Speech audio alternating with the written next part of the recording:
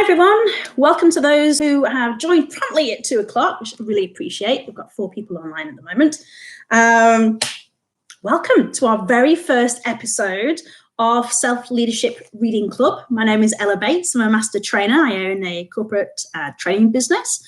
And I decided to do this for a couple of reasons. A, during this time, we want to feel connected to people as much as possible. And B, there's some really great people out there who have some great ideas about leadership and self-leadership. And what I shared on the video that you may have seen in order to subscribe for this video is that in order to be a highly engaging, highly effective leader, you have to be able to walk the talk. Sorry, that's my cat throwing things off the table, excuse me. You have to be able to walk the talk. And in order to do that, you have to have some really strong personal development skills. So I decided it would be fun to do a reading club, whereas you're not having to get the book. So what we're going to do is do a quick 5-minute read of the book. I've got a timer here so I don't go over.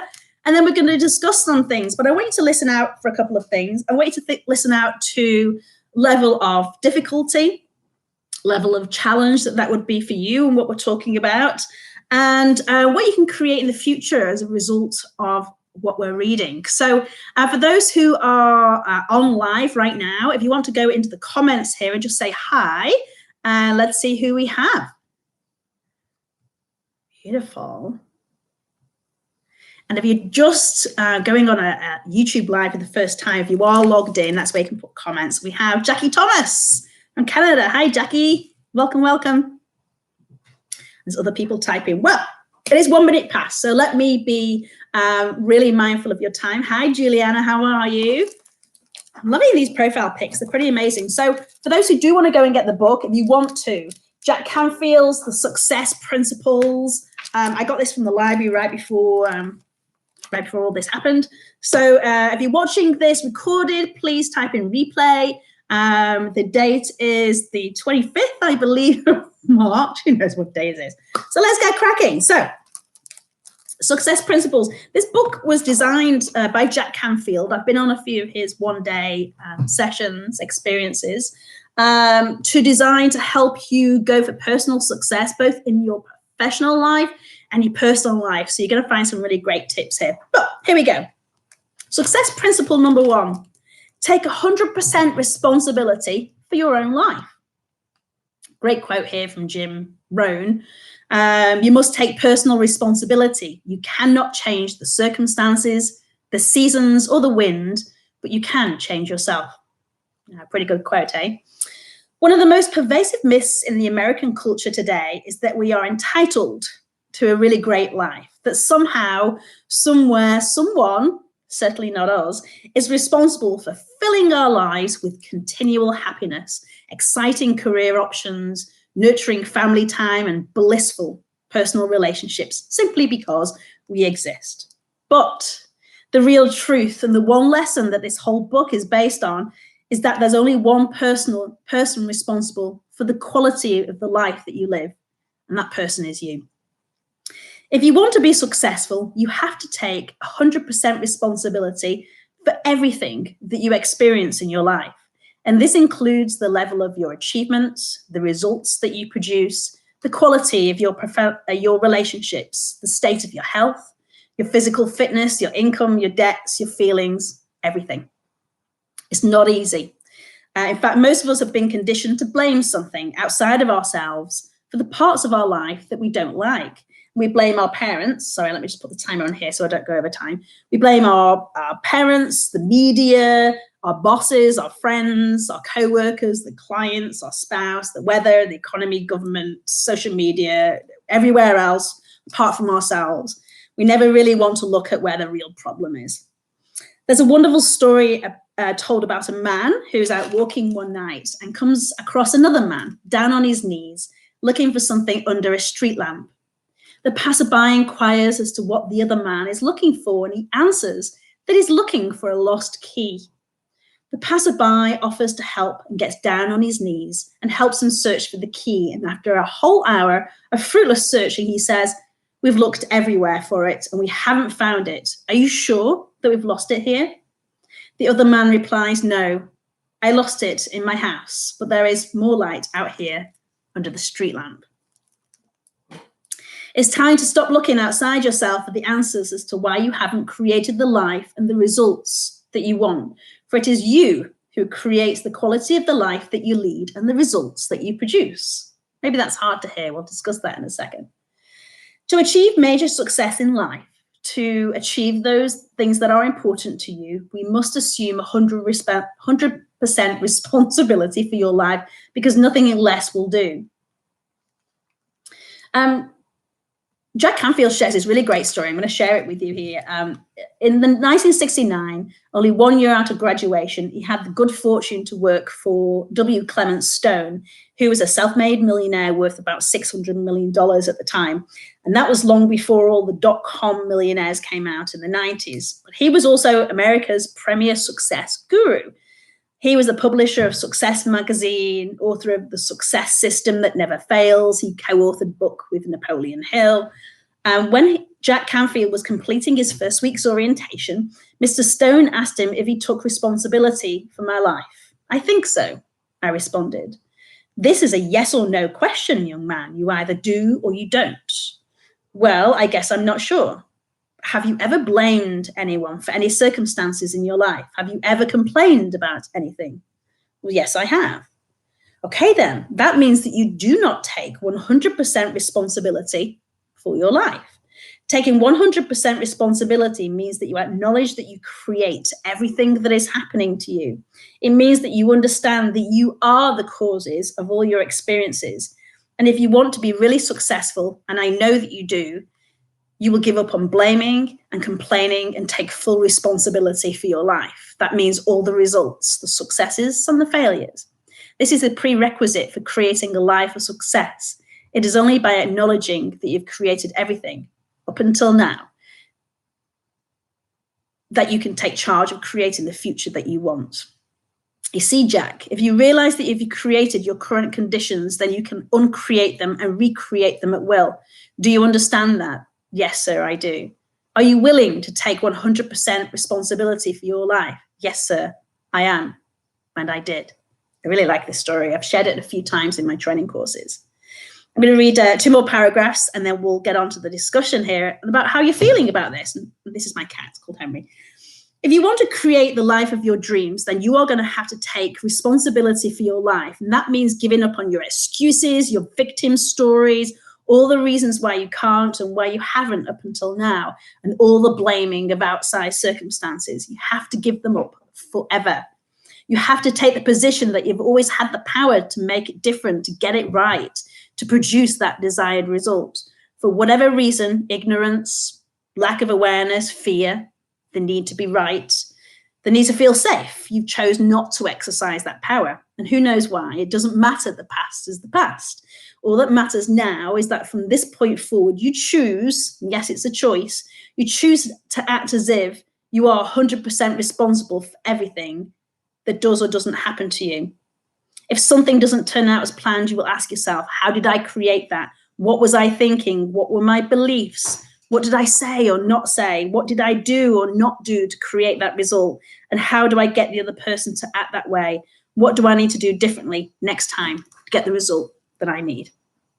Oh, that's exactly 5 minutes. Look at that. Don't you love that when it happens? Hi to those people saying hello there. For those who have joined us a little bit late, if you are still live, you can go onto the comments and add any questions or thoughts or just say hi.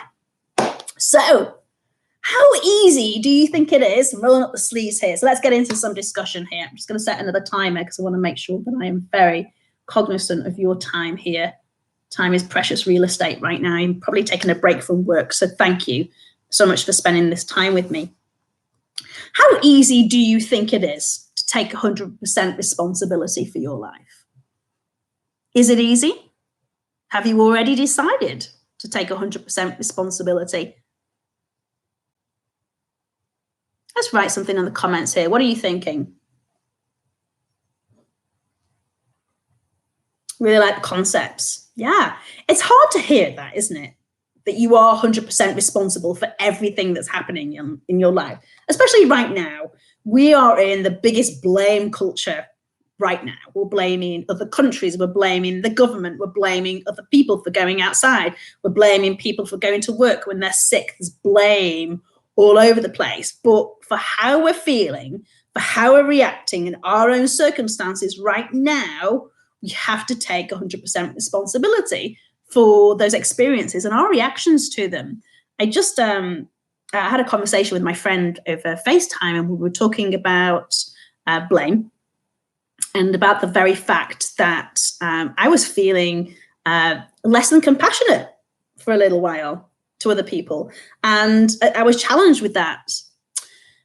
Some of the issues unconscious and outside of our awareness. Oh, yes, thank you for that, Jackie.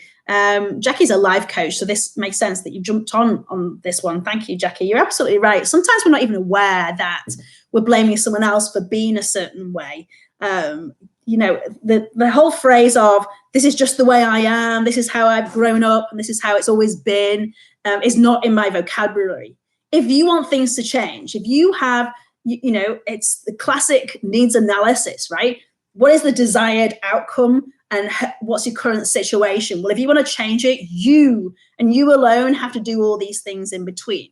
And if you don't, you can go on complaining and blaming and making excuses, but nothing's going to change. You will not get that success criteria. Let me ask you another question. Do you think that we live in times of a blame culture? Do you think it's the time? Do you think it's how you've grown up? Do you think that you consciously blame other people? What are your thoughts on that?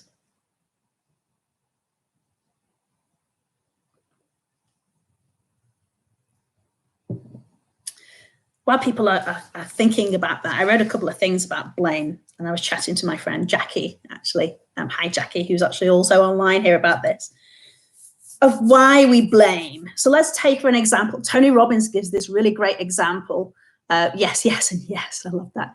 Tony Robbins gives this really great example of when you learn to walk, right? So at some point in your life as a child, as a baby, you go, I'm going to attempt that walking gig. That sounds like a lot of fun, right? So we try it and we fail the first time. Maybe we fall over, maybe we get a bit wobbly, maybe we feel unsafe, whatever it is. But we don't look at our parents and say, that's your fault. There's something in the way, this carpet, right? We get up and we try again, and we get up and we try again. And we keep doing this, getting up and trying again, getting up and trying again. And then we become this walker. And then we becoming this walker to being phenomenal walkers and runners and being able to do the high jump and all sorts of things, hurdles and Olympics, and right? We don't blame as a child. This whole blaming is for many, many reasons. One of them, I believe, is through wanting to raise our status. So when we blame someone else and we say, well, it's their fault that's happening right now, it makes us look good and it makes us feel good, right? Raising our status. We want to feel good. And especially in these social times and our social community, social media being one of them right now. If you were to log on right now, you'd probably see the top 5 posts all being blaming people who are going outside, blaming people who are spending their money or not spending their money, who've done this with stocks or not done this with stocks. Blame. Not taking any responsibility for what they've done with their money or what they're doing or what part they had to play in it, right? We're doing this blame game. Another reason I wrote down here is our brains like to find a cause. We actually like to find the root cause. As much as some of us might say out loud that, you know, it's just the way that it is, our brains look for a root cause. Why is this happening? So it's really easy to jump on the blame bandwagon, right?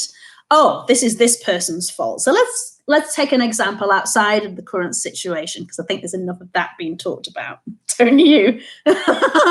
So let's take, you know, a mistake's made in the workplace, and maybe the resources that you've been given were a little bit broken. So you say, oh, you know, it's because this is broken. Look at it. It's falling apart. But you didn't report it, or you didn't report it to the right people, or you didn't speak to your manager and look at the complaint structure for when resources aren't great, right? We don't go, oh, I should have maybe reported that a few weeks ago. we'll blame our tools. And there's an old phrase, and I remember my very first boss, Dale Stafford, saying it to me. It was a secretarial college. And she said, a poor workman blames their tools, because you decided which tool to pick up at the end of the day and how to use it. And that was my first being taught about taking 100% responsibility. Yeah. Why else do you think we blame? Pop it in the comments here. Why do you think people may blame and complain? What else have I written here? Oh, move the attention off yourself is another one. Sometimes we don't like the attention that a situation has had. So let's say, God forbid, you've lost your job and all the attention's on you, poor you, poor you. So you're going to project that attention onto someone else. Well, yes, my boss didn't have a backup plan, and the government did this, and that's why I've lost my job, because of Joe Bloggs, who decided not to do this and not to do that. Yeah, it's easy to blame someone else instead of being accountable for the situation. You're absolutely right. Yeah, it's a lot easier because it makes yourself feel good, right? Raises your status. And if you can just say, well, it's their fault. But here's what happens when you take responsibility for something happen, something very magical happens. Then you start to make very different choices on how you're going to react to it. So if you say, you know what, I burnt my lips on this tea, for example, made a cup of tea right before we came on here. It's a very, very weak looking tea where you can't really see. I have mine with cream. Anyway, so let's say I burn my lips on it and I go, oh, the kettle is just boiling. It's boiling far too hot. Or whoever poured it didn't wait for it to cool down a bit or didn't put enough milk, cream in there. Well, you know what? I should have made that tea myself. Why was I being lazy and getting someone else to make my tea? Just to clarify, I have no one here making my tea. I did make it for myself. But we instantly go on to blame. But instead of we go, well, hang on a second, what part of this situation did I have a hand in?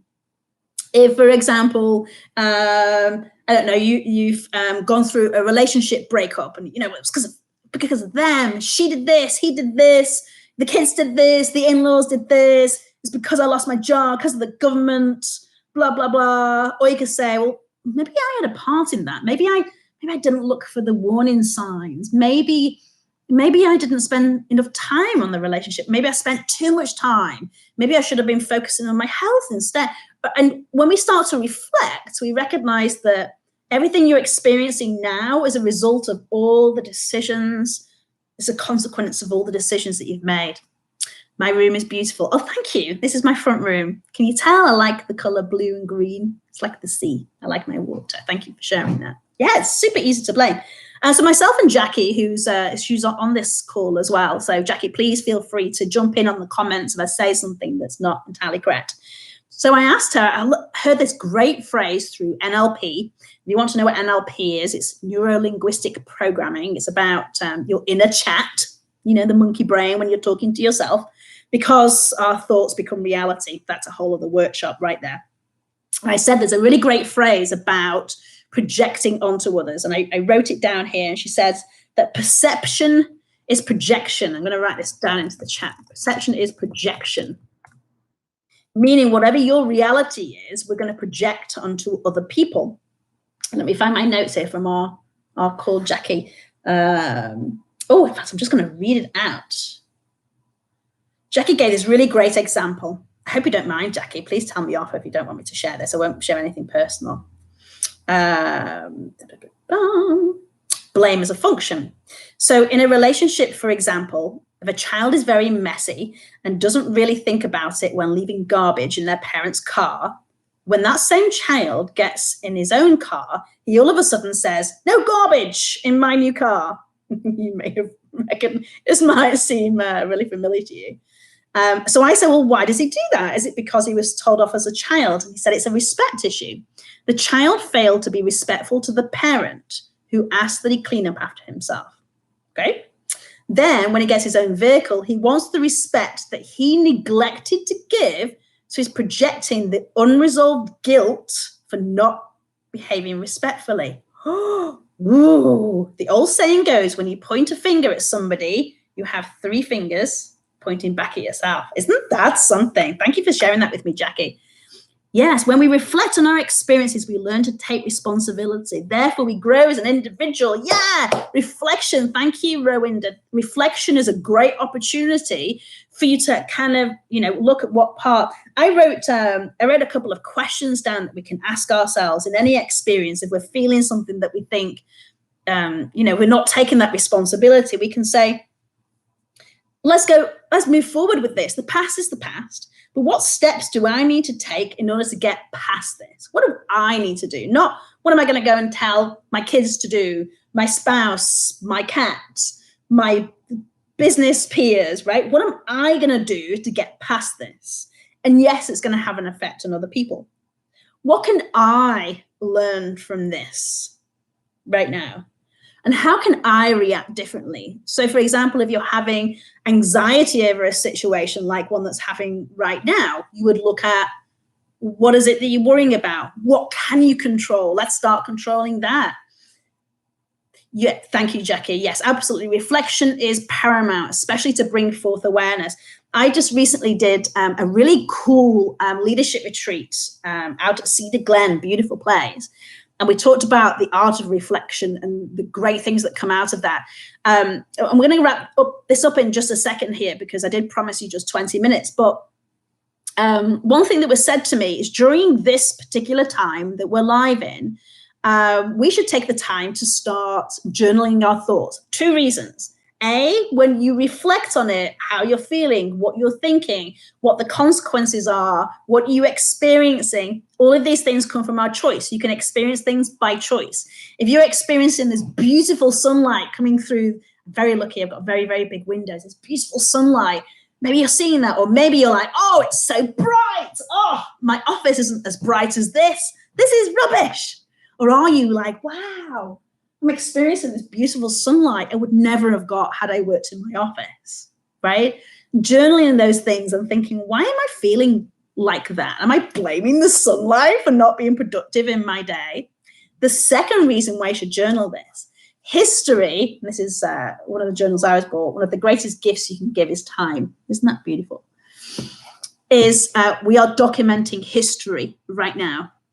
We are creating history. When we reflect, we help someone else in the future, should you decide to share it, which I hope you do. If it's documentation about this particular history, it will help them. So today's episode was all about taking 100% responsibility and getting away from this blame culture and asking yourself some really clean-cut questions. I hope you've enjoyed it. We're going to do this at the same time again tomorrow at 2 p.m. For those who have subscribed, you will get a reminder. If you haven't subscribed yet, I suggest you go ahead and do that because our days just run away with us. Thank you so much for your comments. Start thinking and processing and reflecting what we've talked about. And I'll see you again at the same time tomorrow. Thank you so much for joining me. I really appreciate your time. Bye for now.